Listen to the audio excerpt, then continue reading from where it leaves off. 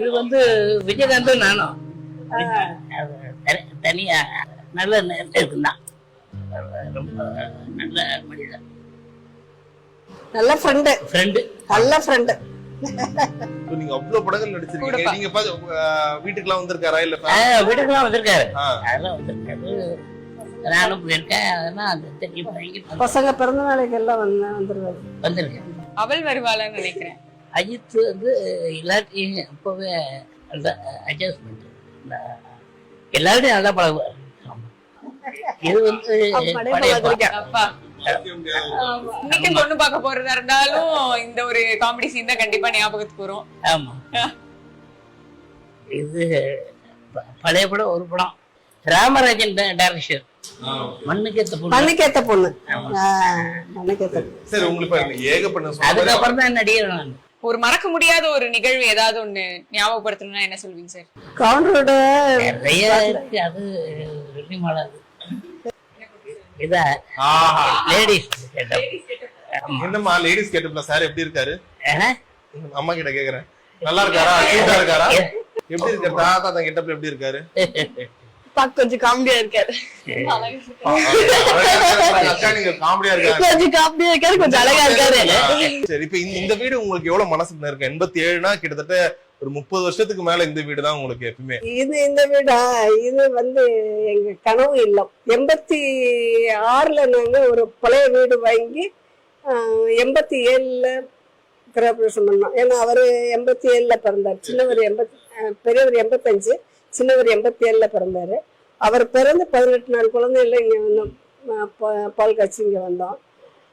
அதுக்கப்புறம் பார்த்தா ஃபேமிலி கொஞ்சம், அவங்க அம்மா அப்பா, இவங்க தங்கச்சி எல்லாம் இங்க வர ஆரம்பிச்சாங்க. கொஞ்சம் வீடு பெருசா வேணும் அப்படிங்கிற மாதிரி. அப்புறம் மழை பெஞ்சா தண்ணியும் கொஞ்சம் வர்ற மாதிரி தெரிஞ்சிச்சு.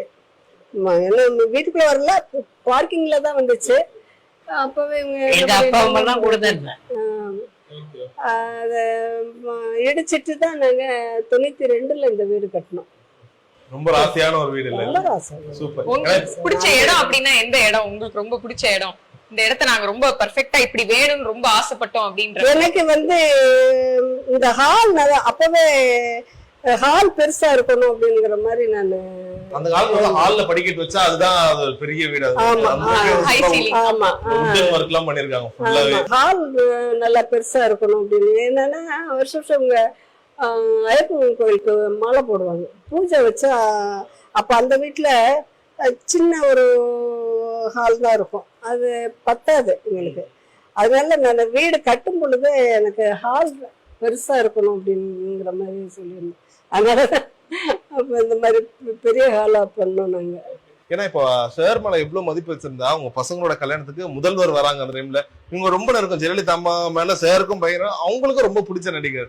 உங்களுக்கு எப்படி இருந்துச்சு ஒரு சிஎம் வராங்க உங்க அம்மா பாப்பா கல்யாணத்துக்கு? அம்மா இது அது எவ்வளவு பெரிய விஷயம். உங்க அம்மா பாப்பா கல்யாணத்துக்கு ஒரு சிஎம் வராங்க. இவங்களும் சிஎம் நேரடியாக போய் பார்த்தாங்க. அவங்க சித்தப்பா கல்யாணத்துக்கு பத்திரிகை வைக்கும் போது அவங்க போய் அப்ப இந்த மாதிரி குழந்தை அவங்க இல்ல, நான் பத்திரிகை வச்சேன். அம்மா வந்து நல்ல ஆசையோடு தான் வச்சேன். திடீர்னு நான் வருவேன் கல்யாணத்துக்கு அப்படின்ட்டாங்க. கல்யாணம் எங்க வச்சிருக்கீங்கன்னு கேட்டாங்க. கல்யாணம் மதுரையில பொண்ணு வீட்டுல வச்சிருக்கிறோம், ரிசப்ஷன் இங்க வச்சிருக்கிறோமா அப்படின்னு கிட்டு வச்சிருந்தோம். சொன்னோன்னா அப்ப நாங்க ரிசப்ஷனுக்கு வந்துடுறேன் அப்படின்னு கேட்டாங்க. நின்று போட்டோ எடுத்தா நாங்க தாம்பழம் பழ கூட கொண்டு போய் கொடுத்துட்டு இப்படி டக்கு டக்குன்னு போட்டோ எடுத்தாங்க. அடுத்த நிமிஷம் பார்த்தா யாரையும் காணோம். ரூமே இருட்டா இருக்கு. என்ன அப்படின்னா எல்லாம் வெளியில போயிட்டாங்க. இப்படிதான் அவங்க அப்படி உட்காந்துட்டு உட்காருங்க செந்தில் அப்படின்னாங்க. எங்களுக்கு ஒரே பயம். அப்புறம் உட்கார வச்சு ரொம்ப நேரம் பேசினாங்க. எத்தனை பசங்க, என்ன பண்றாங்க, என்ன அப்படி இப்படின்னுக்கிட்டு. அப்புறம் அவங்க கேட்டாங்க. எங்களுக்கு அந்த நேரத்துல ஒரு ஆக்சிடென்ட் ஒன்று இருந்துச்சு. கொடைக்கானல் ஷூட்டிங்ல கீழே விழுந்து முதுத்தண்டு ஃப்ராக்சர் ஆயிருந்துச்சு.